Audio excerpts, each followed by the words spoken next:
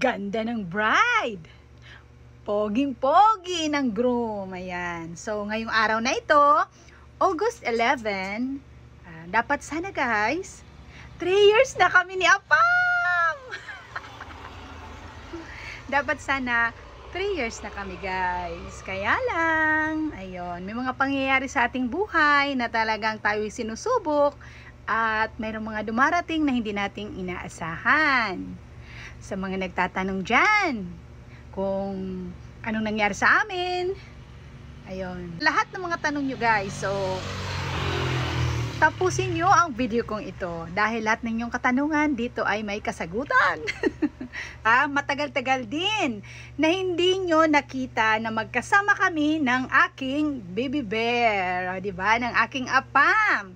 Then suddenly, nitong mga nakaraan, nakita nyo ulit na sinundo ko siya sa airport at talagang dumami ang mga message sa akin. Marami ang mga nag-message sa akin at marami din ang mga nag-comment at nagtatanong kung balikan ba?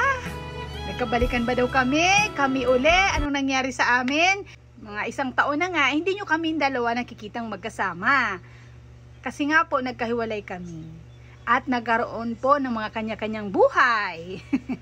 Siya po, nagkaroon din siya ng bagong kasama sa buhay. Ayun. Kapwa ko, Pilipina.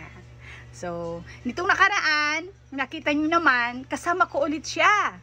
Sinundo ko siya sa airport. Tinawagan niya po ako, humingi po siya sa akin ng tulong na kung pwede daw po ba, ako yung gusto niyang makasama sa pagbiyahe niya coming from province to Manila.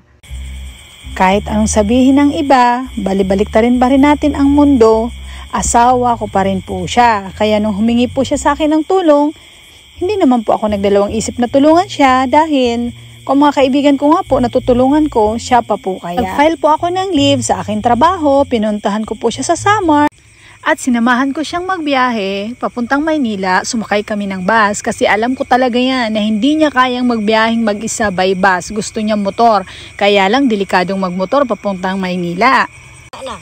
So wag kayong magtaka guys, need na talaga ni Apam na pumunta ng Manila at mag-exit ng Pilipinas dahil 3 years na po siya, mag-overstay na po siya kapag siya ay hindi pa nag-exit. Yun po yun. Kaya, kita nyo guys na magkasama kaming dalawa. Opo. So, kami po ni Apam, ng aking mister, mister ko pa po yan, asawa ko pa po yan, kasi wala pa po sa aming nagpa-file ng divorce or annulment. Wala pa po. So, ako pa lang po ang pwedeng tumawag. Ako lang po ang may karapatan sa kanyang tumawag na asawa. Diba? So, sa lahat ng mga nagtatanong sa akin, kung kami ba ay nagkabalikan, so, ayan po. Kami po ay friends. Ayun. So, hindi ko na kasi kayo may isa-isa kasi marami kayo. So, magkaibigan po kami. Maayos po kami. Nag-uusap po kami. So, kaibigan ko po siya. Kaibigan niya rin po ako, magkaibigan po kami. Past is past, 'di ba? So kung ano po yung plano sa amin ng Panginoon, so ipinaubaya ko na lang po 'yan sa kanya. Basta po ako, wala na po akong galit or hinanakit o sama ng loob na dinadala. Kahit po may nagawa po siya sa aking hindi maganda. So pinapatawad ko na po siya.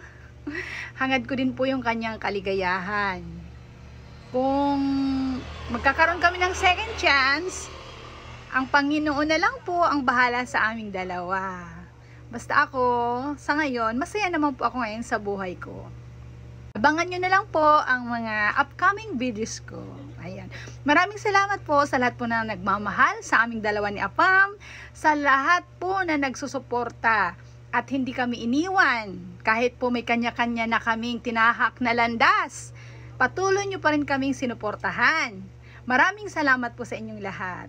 Sana po, lagi lang po kayong nandyan. Ayan, stay connected lang po tayo at spread love. Di ba po?